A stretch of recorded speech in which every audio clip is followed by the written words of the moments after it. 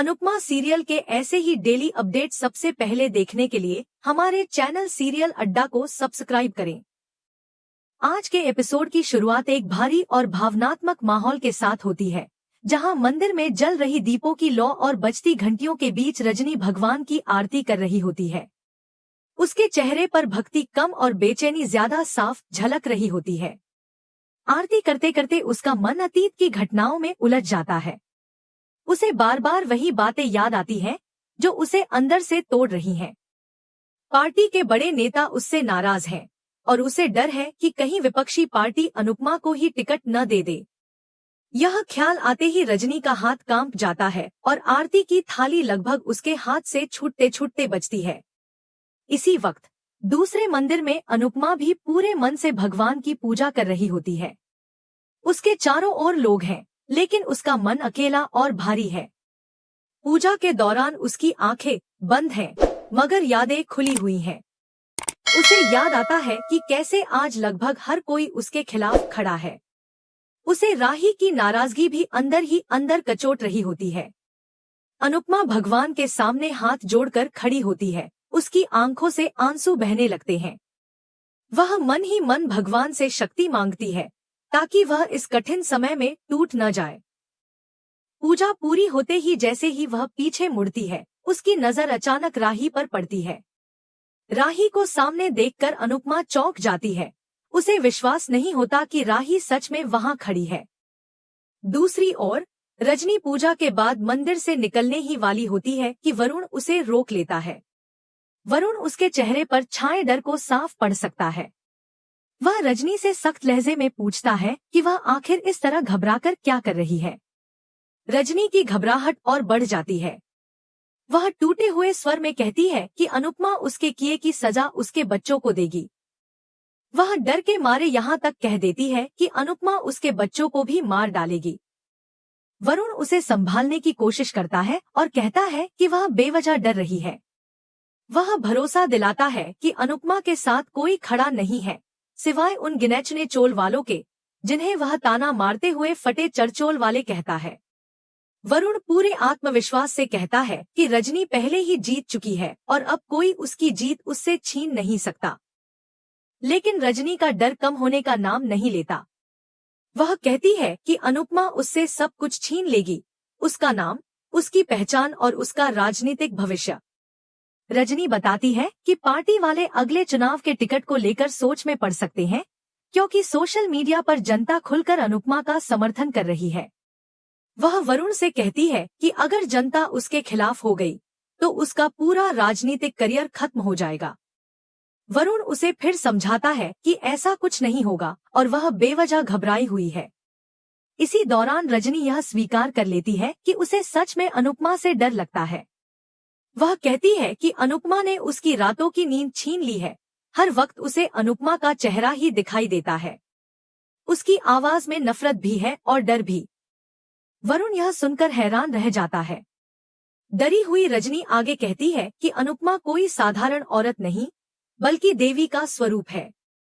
वह सच्चाई की देवी है और जो भी देवी के आगे सिर नहीं झुकाता, उसे भी देवी से डर जरूर लगता है। यह कहते हुए रजनी और ज्यादा घबरा जाती है, मानो उसे खुद पर भरोसा ही न रहा हो। इधर मंदिर में राही अनुपमा के पास आती है और भावुक होकर उससे बात करती है। वह कहती है कि अनुपमा खुद भले ही यह कहती हो कि वह देवी नहीं, बल्कि इंसान है, लेकिन वह इतनी बेहतर इंसान है कि लोग उसे देवी कहें तो गलत क्या है। राही अनुपमा से माफी मांगती है और बताती है कि उनके पास अब बहुत कम समय बचा है। वह कहती है कि उसने अहमदाबाद की एक बहुत बड़ी और काबिल वकील से बात की है और उसे पूरा भरोसा है कि वहां से कोई न कोई हल जरूर निकलेगा। यह सुनकर अनुपमा के चेहरे पर पहली बार हल्की सी राहत और मुस्कान दिखाई देती है। अनुपमा और राही एक दूसरे का हाथ थामकर यह तय करती हैं कि अब वे साथ मिलकर लड़ेंगी और हार नहीं मानेंगी।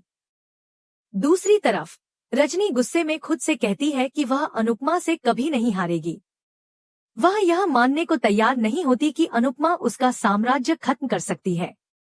गुस्से में आकर वह यह तक कह देती है कि उसका मन करता है कि अनुपमा कुछ करने से पहले ही उसे खत्म कर दे। वरुण यह सुनकर सन्न रह जाता है और रजनी की तरफ देखता रह जाता है। इधर मंदिर में अनुपमा सबके साथ मिलकर भगवान का जयकारा लगाती है। उसका स्वर कांप रहा होता है, लेकिन विश्वास अडिग है। उधर रजनी यह ठान लेती है कि अनुपमा उसके रास्ते का पत्थर है और उसे यह पत्थर हटाना ही होगा। वह खुद से कहती है कि अनुपमा को हर हाल में हारना ही होगा। इसी बीच अनुपमा सभी चोल वालों से कहती है कि उन्हें जीतना ही होगा, चाहे इसके लिए कितनी भी बड़ी लड़ाई क्यों न लड़नी पड़े। वह भगवान से कहती है कि अब सब कुछ उन्हीं के हाथ में है। दूसरी ओर पराग भगवान के सामने बैठा होता है। वह टूटे मन से कहता है कि उसने हर कोशिश की, लेकिन फिर भी वह डूब रहा है। उसे समझ नहीं आता कि उसने ऐसी कौन सी गलती कर दी कि उसे डूबते को तिनके का सहारा भी नहीं मिल रहा। वह भगवान से प्रार्थना करता है कि अगर वह डूबा तो उसकी माँ भी उसके साथ डूब जाएगी। ख्याति पराग को संभालती है और उसे हिम्मत देती है। वह कहती है कि यह धर्म और अधर्म की लड़ाई है और अधर्म पर विजय पाने के लिए भगवान किसी न किसी रूप में जरूर आते हैं। वह पराग से भगवान पर विश्वास बनाए रखने को कहती है। उसी वक्त मोटी बा दीपक लेकर वहां आती है। दूसरी तरफ अनुपमा भी भगवान का धन्यवाद करती है कि उन्होंने राही को उसके पास भेजा। वह दुखी होकर कहती है कि उनके पास सिर्फ आज का समय है।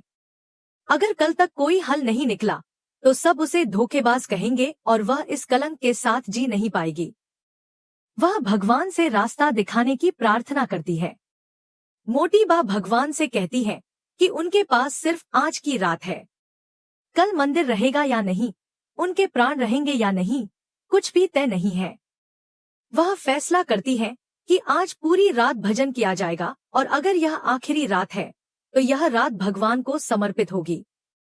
वहीं दूसरी तरफ राही एक वकील से फोन पर बात करती है और वकील उसे भरोसा दिलाता है कि वह उसकी पूरी मदद करेगा। प्रेरणा अपने यूएस से आए दोस्त के साथ मीटिंग के लिए निकल जाती है, लेकिन उसके जाते ही माहौल में एक अजीब सा सन्नाटा फैल जाता है। मंदिर के बाहर खड़ी राही को यह एहसास नहीं होता कि कोई उसे दूर से छुपकर देख रहा है। वह कभी मंदिर की ओर देखती है, कभी फोन पर नजर डालती है, मानो किसी अनजाने डर को महसूस कर रही हो। उसी समय अंदर मोटी बा भगवान की आरती शुरू करती है। उनके हाथ में दीपक है और आंखों में आस्था। एक एक करके परिवार के सभी लोग वहां इकट्ठा हो जाते हैं। वातावरण भक्ति से भर जाता है, लेकिन चेहरों पर चिंता की लकीरें साफ नजर आती हैं।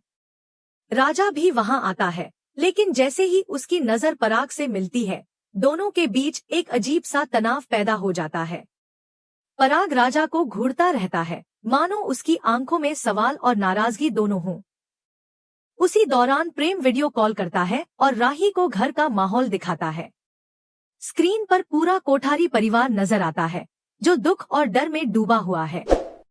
हर कोई आने वाले खतरे को महसूस कर रहा है, लेकिन कोई खुलकर कुछ कह नहीं पा रहा। राही का दिल और भारी हो जाता है। वह सबको ढांढस बंधाने की कोशिश करती है, मगर खुद अंदर से टूट रही होती है। दूसरी तरफ वरुण दो गुंडों से बात कर रहा होता है। वह उन्हें इशारा करके बताता है कि जो शॉल ओढ़कर बाहर बैठी है वही अनुपमा है, जबकि सच्चाई यह होती है कि वह अनुपमा नहीं बल्कि राही होती है। वरुण के दिमाग में रजनी की कही हुई बातें गूंजने लगती हैं, जब उसने साफ शब्दों में अनुपमा को खत्म करने का आदेश दिया था। यह सोचकर वरुण घबरा जाता है। उसका दिल नहीं मानता और वह रजनी को फोन करके समझाने की कोशिश करता है कि ऐसा करना ठीक नहीं है।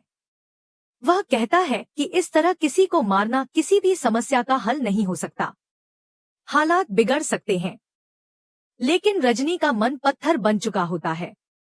वह वरुण से कहती है कि यह सब रुतबा और पावर संभालने के लिए जरूरी है। अगर आज उन्होंने कदम नहीं उठाया तो अनुपमा सब कुछ छीन लेगी। वह वरुण को ताना मारते हुए पूछती है कि क्या वह इस शहर में भारती की तरह चोल में रह पाएगा अगर सब कुछ हाथ से निकल गया तो। वरुण कहता है कि समाधान निकाला जा सकता है, कानून से, बातचीत से, लेकिन खून से नहीं। इस पर रजनी उससे पूछती है कि फिर बताओ हल क्या है। वह वरुण को उसके पुराने एहसान याद दिलाने लगती है।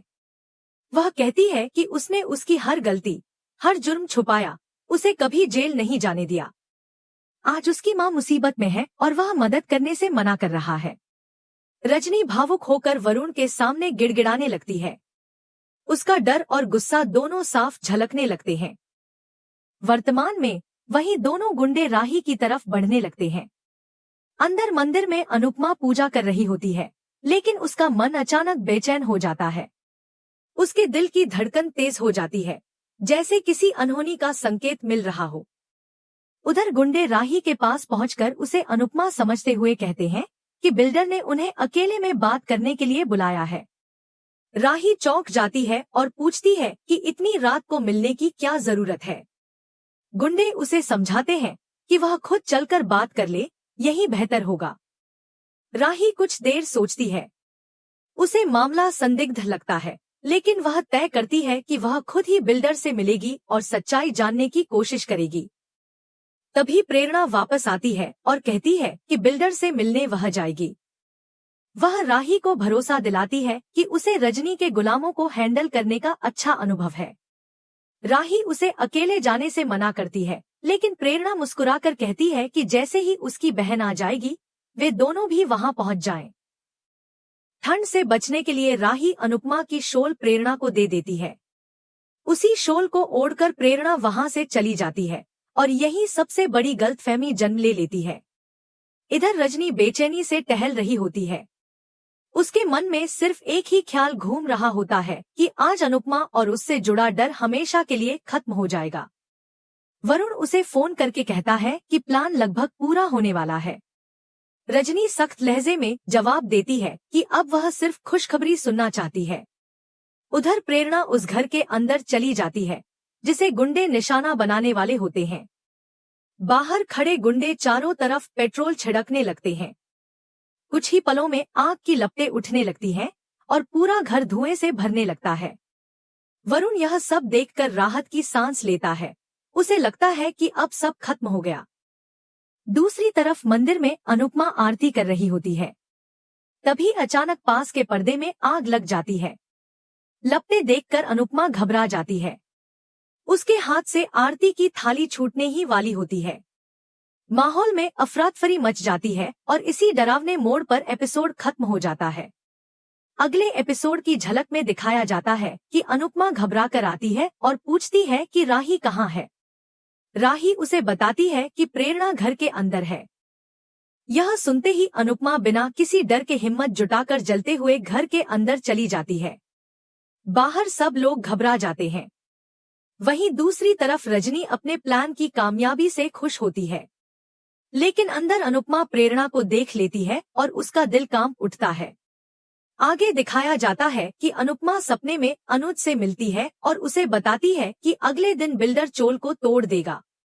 उसी सपने में उसे भगवान की आवाज सुनाई देती है, जो कहते हैं कि अगर शकुनी की बुद्धि को हराना है तो कृष्ण की नीति अपनानी होगी। इसके बाद एक रहस्यमय दृश्य में अनुपमा भूत के रूप में रजनी के सामने आती है और उससे सवाल करती है कि उसने उसे क्यों मारा। रजनी यह देखकर बुरी तरह डर जाती है।